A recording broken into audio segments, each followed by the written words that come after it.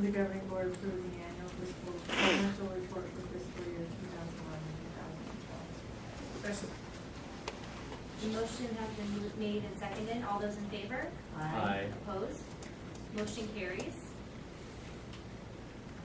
The next agenda item in business and plant is the quarterly budget review.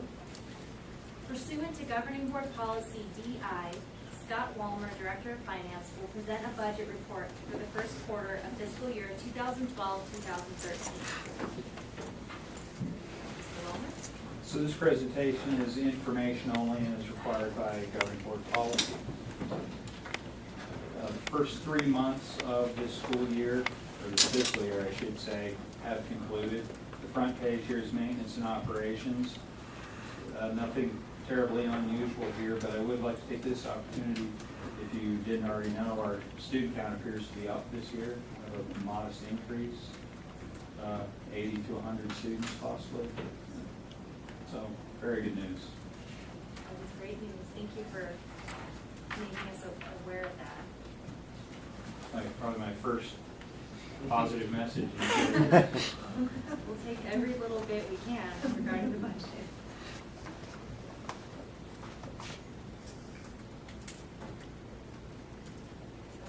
Classroom site fund balances, again, like I mentioned before, there's a supplant clause here, so as long as we sort of have the same number of teachers, we can increase payments from these funds to current teachers because we're already supporting that out of maintenance and operations, and these monies are supposed to supplement. So you see budget balances there in Fund 11 and 13.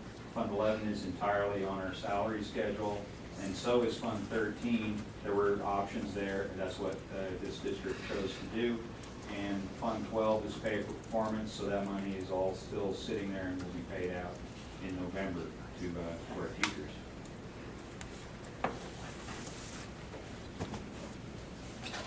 The next page is capital outlay. And you see our budget balances there of, well, our budget's $2 million. The 1.2 is what we would have in cash. And I should say here, just as an example, our allocation for 2013 for capital outlay is $835,000. Our allocation for soft capital is about $150,000. So the majority of this money in this budget is carry forward. And for contrast, our software renewals that run our different departments cost about $1 million a year. So this budget's absolutely not sustainable, and we'll have some fairly difficult decisions to make unless the state continues to bring back some capital funding. That's where they cut the deepest for us. They brought a little bit back this year, but not significantly. Our allocations before budget cuts began was about $3 million a year, and that seemed to be enough to keep the district afloat. You know, with basic equipment replacement and things like that. And so if we didn't have bond proceeds, I really don't know what we would be doing.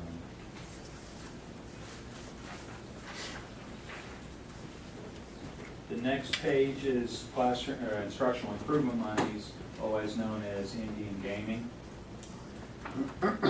These monies are spent 1/2 on teacher compensation, and that's the maximum we're allowed to use those monies for. The other half can be used for things like dropout prevention, K-3 reading. Those are just examples. We pay part of our assistant principals from here. We fund after-school sports from here in the name of dropout prevention.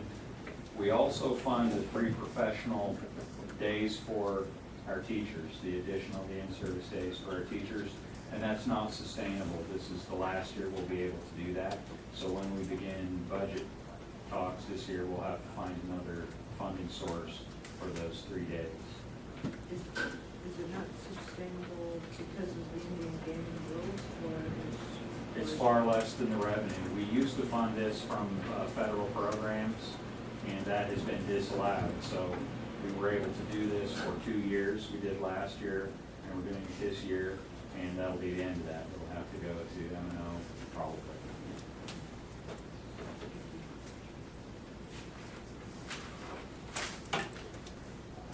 The last page is federal and state projects, and at this time of year, there's not much. It's not, most of the projects have not been approved yet.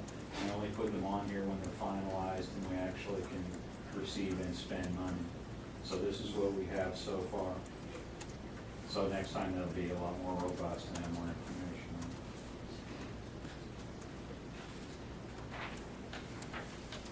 it.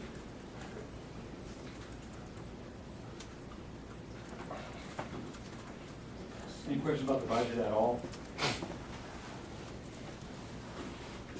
When you talk about the school safety program, that's, The school safety program is a state grant that provides resource officers at several of our schools. I cannot tell you which ones that is. I think it's, last time it was like maybe 7 or 9 schools. I can supply that.